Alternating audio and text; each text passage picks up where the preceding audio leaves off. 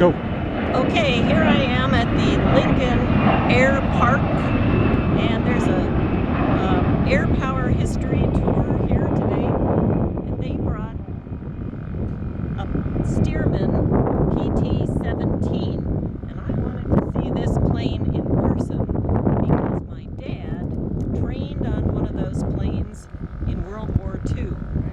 He enlisted in the Army with intention to serve in the Army Air Force. At that time, the Army controlled the Air Force. The Air Force was not a separate thing.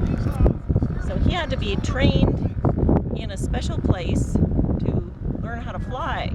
And they started all the pilots in this type of airplane. So they would go with an instructor and then they would go solo. Now the reason I wanted to see this in person is because my dad trained at this place. I don't know if you can see it. It's called Dar Aero Tech in Albany, Georgia.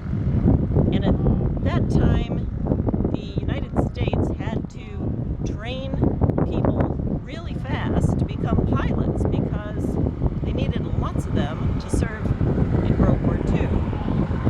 And so there were two things that they were going to do. They were either going to form their own pilot training places as the Army Air Force, or the other option was to use civilian air training places, which existed all over the country.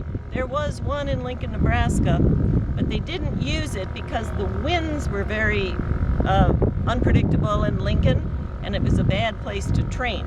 So in the end, they used a certain number of flight schools that were run by civilians, probably mostly in the south, some of them in different areas, but there were areas they avoided, like the Great Plains, because of all the wind.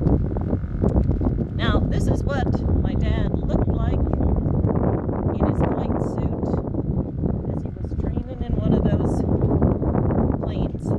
And I don't know if you can see, but they had a group that they always trained with. So it would have been my dad who was here, and then I think 3 other guys and the instructor who was a civilian guy. And here's the airplane. See what it looks like. Down here you can see it again. Here's my dad on this side with another guy. Now the reason I also came out here because I wanted to see what this thing looked like because it figures pretty prominently in my dad's history. I have his pilot log, and I got the place marked in October, let's see, October of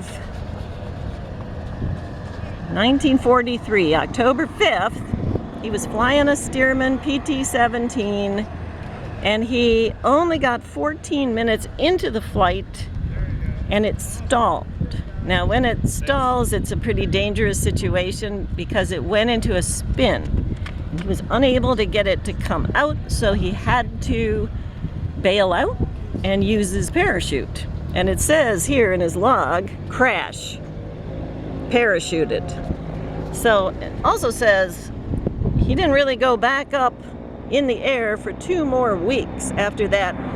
And then it says underneath there that he's checking on spins the next time he's going up. So they just kept putting you up and wanting you to figure it out, you know, while you're in the air.